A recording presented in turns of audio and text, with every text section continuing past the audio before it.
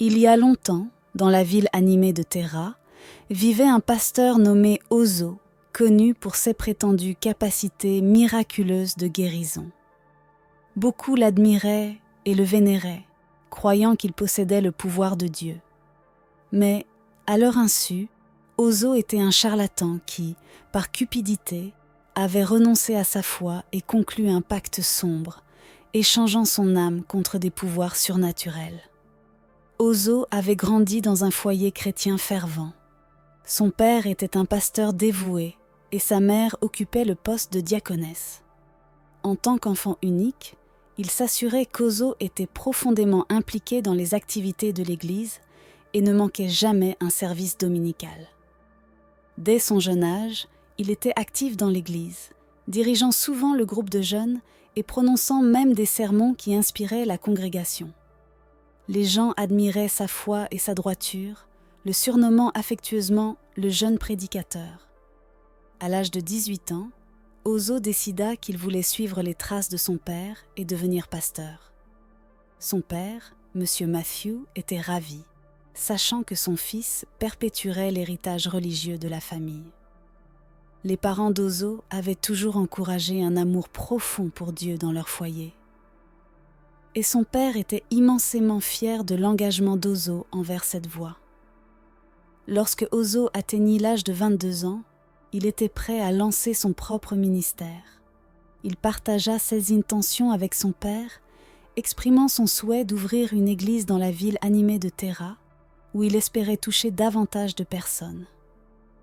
Après avoir jeûné et prié ensemble, son père le bénit, et Ozo partit pour Terra avec de grands espoirs.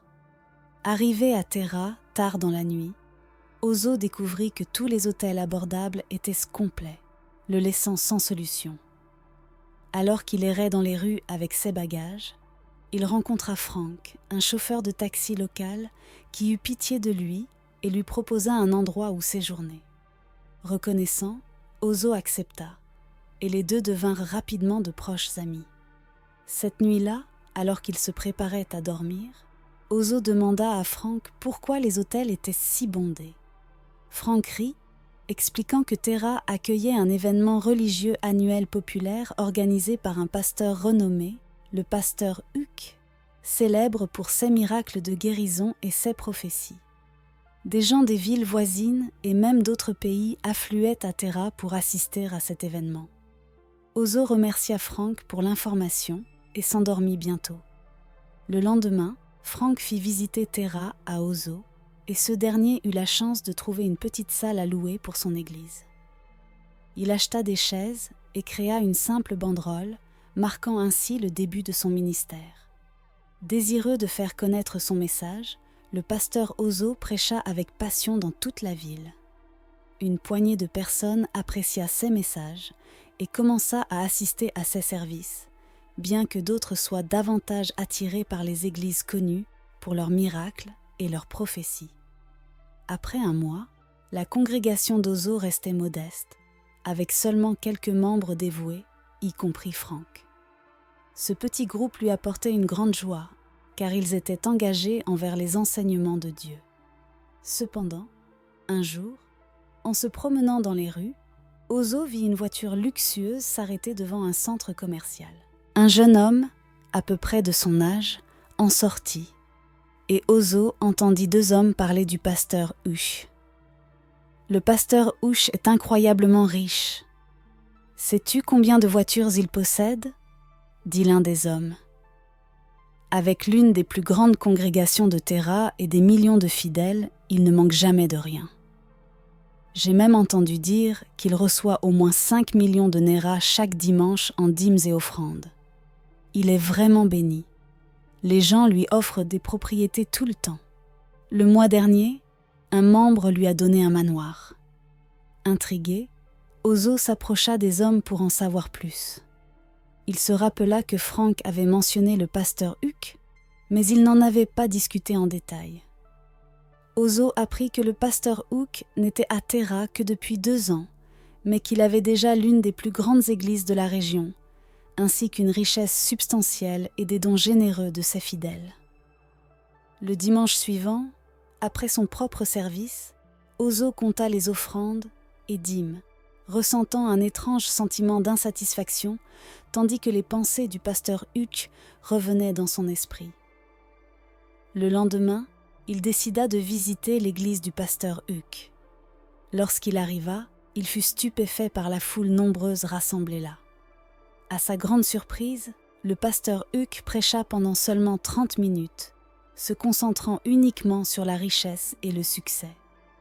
Ozo ne put s'empêcher de penser « Je prêche pendant des heures sur le salut, et pourtant je gagne si peu, tandis qu'il parle brièvement et gagne des millions. » Sur le chemin du retour, Ozo ne pouvait pas arrêter de penser à ce qu'il avait vu. Il se souvenait de l'impressionnante collecte d'offrandes et des somptueuses dîmes. Soudain, l'envie et la cupidité commencèrent à s'installer en lui, et il rêvait d'attirer une audience comme celle du pasteur Huck. Le dimanche suivant, après son propre service, la frustration d'Ozo était palpable, tandis qu'il comptait les modestes offrandes avec Frank. Notant la déception de son ami, Frank lui demanda ce qui le tracassait. Après une brève hésitation, Ozo avoua. « J'ai récemment visité l'église du pasteur Huck et j'ai été stupéfait par la richesse qu'il reçoit. Ce jour-là, ses membres ont donné une dîme d'1 million de néras. Je prêche avec tout mon cœur, mais je gagne à peine 10 000 néras par semaine. Pourquoi ne puis-je pas attirer une congrégation comme la sienne ?» Comprenant la frustration d'Ozo, Frank hocha la tête avec sympathie. Lui aussi se demandait souvent pourquoi certaines personnes semblaient acquérir des richesses si facilement, malgré tout son propre travail acharné. Frank répondit à Ozo « Les gens affluent à l'église du pasteur Huck parce qu'il peut accomplir des miracles, guérir les malades et donner des prophéties. Les gens adorent ces choses, et ils ne se soucient pas vraiment du salut. Ils veulent juste des miracles et des bénédictions. Mais je ne suis pas encore assez fort spirituellement pour accomplir des miracles. Il faut la grâce de Dieu pour guérir les malades et prophétiser. Et puis, l'Évangile concerne davantage le salut que les richesses, répliqua Ozo. Frank se pencha vers Ozo, regardant autour de lui pour s'assurer qu'il n'y avait personne d'autre dans l'église à ce moment-là. « Je connais un homme très puissant nommé Baba Ihu. Il en sait beaucoup sur les royaumes spirituels et humains. Un jour, je l'ai transporté dans mon taxi et nous avons discuté du domaine spirituel pendant des heures. Ce n'est pas un homme ordinaire. Il connaît les secrets de la plupart des pasteurs les plus influents. Peu importe le pouvoir ou les secrets que tu recherches, il a les réponses. Je l'inviterai pour qu'il te dise ce que tu dois savoir sur la spiritualité et sur la manière de devenir un homme de Dieu puissant. » Ozo recula soudain, incapable de croire ce qu'il entendait. « Que dis-tu ? Devrais-je m'adresser au diable pour obtenir des pouvoirs ? Tu penses que le diable donne quoi que ce soit gratuitement ? N'as-tu rien appris de mes sermons ? Baba Ihu n'est pas le diable. C'est simplement un homme doué qui peut communiquer avec les esprits. Il en sait beaucoup sur le royaume spirituel, c'est tout. Il t'apprendra ce qu'il faut faire pour devenir un pasteur prospère. Il n'y a rien de fétiche chez cet homme. » « D'accord, si tu dis qu'il n'est pas fétiche, alors je voudrais le rencontrer. Mais assure-toi qu'il est bien comme tu le dis. »« Tu ne fais plus confiance à mon jugement ?» répondit Frank. « J'aime Dieu moi aussi, et je ne peux pas te tromper. Nous voulons tous les deux la même chose. » Frank appela Baba Ihu et organisa un rendez-vous pour qu'il rencontre le pasteur Ozo. Un dimanche après-midi, après le service religieux, Baba Ihu arriva à l'église d'Ozo. Il rencontra Ozo et Frank assis à l'intérieur. Après les salutations, Baba Ihu fut invité à s'asseoir. Il commença à révéler les secrets entourant les miracles que certains hommes de Dieu accomplissent et la manière dont ils obtiennent leur pouvoir. Il sortit un récipient et leur montra. Puis il dit « Avec ce récipient, vous pourrez puiser de l'eau d'un arbre appelé l'arbre vivant. Cet arbre ressemble à un être humain, avec de l'eau qui coule de son anus. Une fois que vous aurez obtenu cette eau et que vous l'aurez aspergée aux 4 coins de votre église, tout membre qui franchira le seuil de votre église ne la quittera jamais, peu importe ce que vous dites ou faites. Ils vous resteront fidèles jusqu'à la fin des temps et vous adoreront comme leur Dieu. » Puis, il sortit un second récipient contenant une substance rouge et leur expliqua : « Cette substance s'appelle myrrhe. Une fois que vous l'appliquez sur vos lèvres et vos yeux, vous verrez des visions, vous prophétiserez et vous verrez au-delà des attributs physiques des gens. Non seulement cela, mais vous guérirez les malades et accomplirez des miracles. Cependant, sachez que ces miracles ne durent pas. Ils sont temporaires. Si vous guérissez un homme malade aujourd'hui, dans 2 semaines, il retombera malade et sera dans un état pire qu'auparavant. Ces miracles ne sont qu'un mirage. Tous ces objets vous seront remis par notre maître, le gardien de la divinité Lulu, qui occupe le 24e rang. Une fois que vous me suivrez dans notre royaume, tous ces produits seront à vous. Mais d'abord, vous devrez devenir membre et commencer à opérer au rang 1 sous maître Lulu.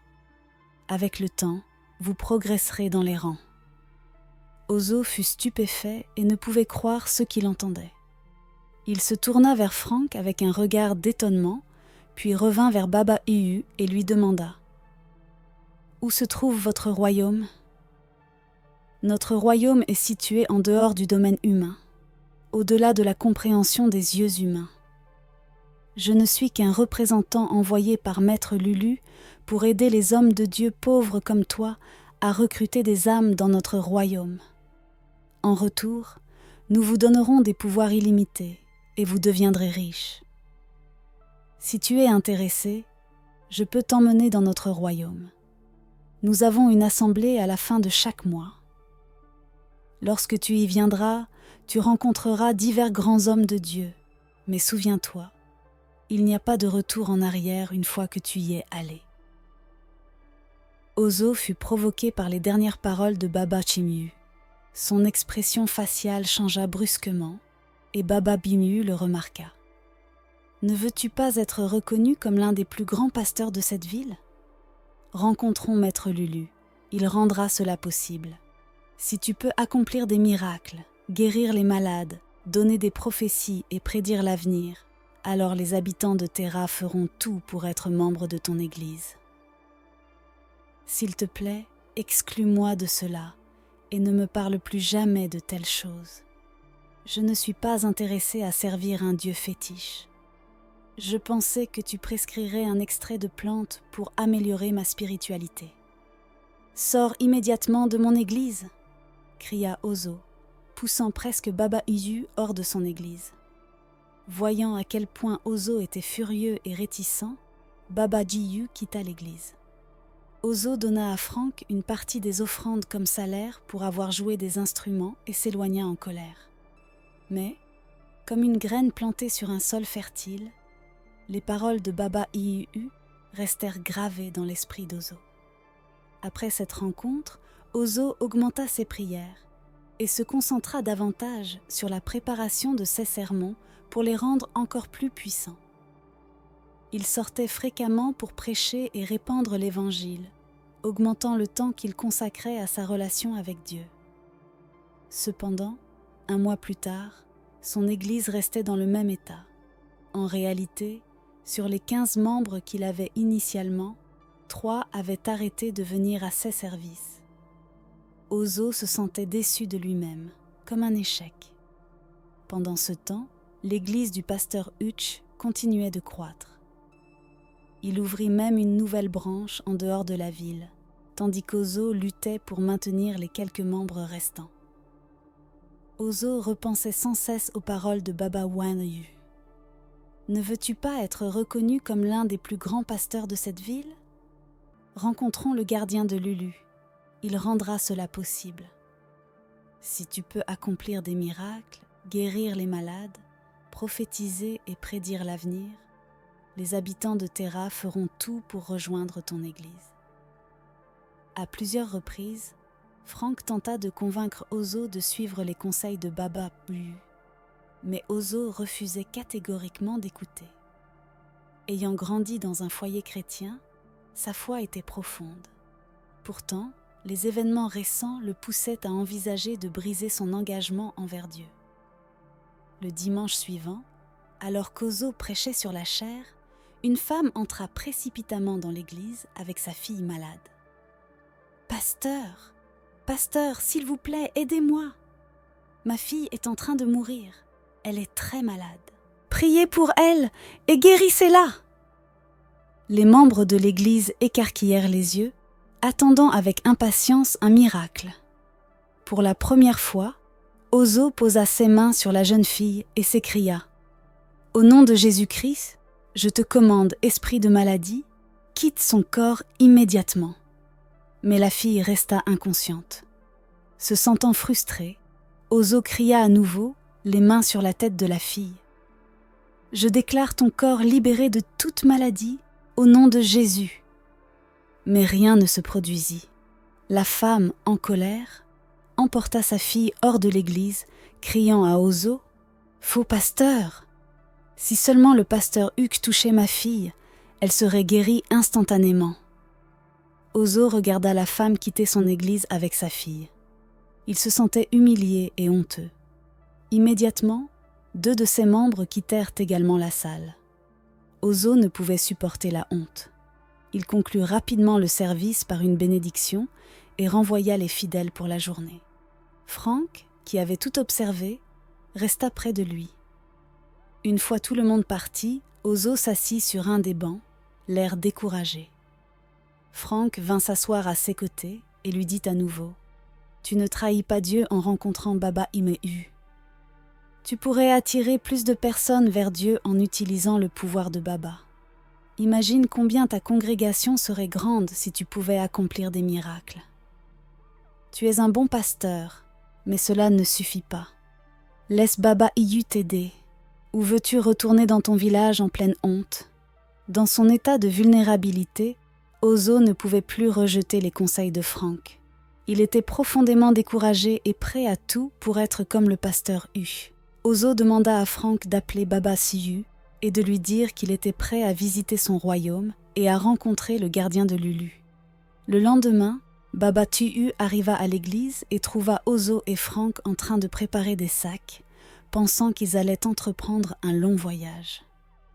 Baba Iyu éclata de rire et leur expliqua qu'il n'y avait pas besoin de bagages. Il était déjà 16 heures et Baba Uyu leur expliqua que le voyage n'était pas physique, mais spirituel. Il leur demanda de s'asseoir à l'intérieur de l'église et d'attendre encore 4 heures, moment où la porte vers le royaume spirituel s'ouvrirait, leur permettant de faire la transition vers cet autre domaine. Ils s'assirent tranquillement à l'intérieur de l'église, attendant, et après plusieurs heures, la nuit commença à tomber. Ils attendirent anxieusement que l'horloge affiche 20 heures. Dès que l'heure fut atteinte, Baba Tiyu se leva et leur demanda de le suivre. Baba Tiyu se dirigea vers le mur près de la chaire, sortit une craie blanche de son sac et traça un cercle sur le mur, ressemblant à une porte. Immédiatement, un portail se forma. Le mur s'ouvrit, laissant souffler un vent glacial. De l'autre côté du portail, une forêt sombre et mystérieuse apparut. Ozo et Frank furent surpris, des frissons parcourant leur échine. Ils eurent peur, mais Baba Tiyu leur dit de ne pas s'inquiéter. Ozo et Frank n'avaient jamais vu une telle chose de toute leur vie, ce qui augmenta leur angoisse. Baba Iyu prit la tête et entra dans la forêt sombre, suivi d'Ozo et de Frank. Ils virent différents types d'arbres. L'un avait une bouche et des yeux, un autre arborait un visage humain, et un autre encore avait la bouche grande ouverte. C'était un royaume effrayant, totalement différent du domaine humain. La forêt était ancienne et plongée dans une obscurité oppressante, mais Ozo faisait confiance à Frank et à Baba Uyu. Alors qu'il marchait, Ozo tenta de se convaincre de faire demi-tour, mais il ignora les avertissements dans son cœur. Il se persuada qu'en agissant ainsi, il attirerait davantage de personnes vers Dieu. Ils marchèrent jusqu'à arriver à un immense temple, orné d'une statue humaine devant l'entrée. Baba Ihu entra dans le temple, suivi d'Ozo et de Franck. Mais dès qu'ils franchirent le seuil, une voix grave résonna. « Qui ose entrer dans mon temple avec des chaussures ? Retirez vos chaussures !» Pris de panique, Ozo et Franck obéirent rapidement, retirant leurs chaussures avant d'avancer à l'intérieur du temple. Une fois à l'intérieur, ils s'agenouillèrent devant l'autel. Un homme, très vieux, sans yeux sur son visage et arborant une longue barbe blanche, apparut. Il portait une robe qui recouvrait tout son corps. Il déclara d'une voix résonnante : « Je suis le gardien de Lulu, le 24e maître et le maître suprême du royaume de Lulu. Que venez-vous chercher, pauvre mortel ?» Baba Ihu répondit avec révérence : « Ô maître du 24e rang, voici des pasteurs venus chercher vos pouvoirs illimités pour accomplir des merveilles. Ils sont venus implorer votre aide, ô maître. Ils souhaitent guérir les malades, ressusciter les morts et prophétiser. Si vous leur accordez ces dons, ils sont prêts à vous offrir leurs âmes. Leurs âmes vous appartiendront, et les miracles qu'ils accompliront seront à votre gloire, ô maître. » Le maître éclata d'un rire tonitruant avant de demander : « Êtes-vous prêt à me donner vos âmes ? Promettez-vous de m'apporter davantage d'âmes ?» Le pasteur Ozo, troublé mais résolu, hocha rapidement la tête en signe d'assentiment. Le maître pointa du doigt un bassin dans un coin du temple et leur demanda de s'y laver les mains. Ils obéirent. Ensuite, il tendit un récipient au pasteur Ozo et lui expliqua : « Applique ce contenu sur tes lèvres avant chaque service. Tes membres croiront chaque mot qui sortira de ta bouche et n'auront aucune raison de douter de toi. » Puis, il lui remit un second récipient et ajouta : « Applique le contenu de ce récipient sur tes yeux. Cela te permettra de voir des visions, de prophétiser et de guérir les malades en posant les mains sur eux. Mais souviens-toi de ceci. Ne mentionne jamais le nom au-dessus de tous les noms, celui que les chrétiens prononcent pour accomplir des miracles. » Ozo, confus, demanda : « Parlez-vous du nom de Jésus-Christ ?» Immédiatement, un éclair jaillit, suivi d'un tonnerre assourdissant, et tout le temple trembla pendant quelques instants avant de redevenir calme. Le maître tomba dans une grande colère et hurla : « Comment oses-tu mentionner ce nom ici ? Ne t'ai-je pas averti de ne jamais prononcer ce nom ?» Baba Ihu se prosterna immédiatement, suppliant en leur nom : « Ô maître, apaisez votre colère. Ils sont encore nouveaux et ne connaissent peut-être pas encore les règles. Je vous en prie, rappelez-vous qu'ils sont prêts à travailler pour vous et à offrir leurs âmes. » Le maître, après un long moment de silence, se calma. Il sortit une bouteille blanche et la tendit à Ozo. « Utilise cette bouteille pour puiser de l'eau de l'arbre vivant à l'extérieur du temple et asperge cette eau à l'intérieur des locaux de ton église chaque jour. Toute personne qui franchira le seuil de ton église n'aura aucune raison de partir. Très vite, tu auras de nombreux membres prêts à te suivre et à te défendre jusqu'à la mort. » Le pasteur Ozo sourit largement, satisfait. Tout ce dont il avait toujours rêvé semblait se réaliser.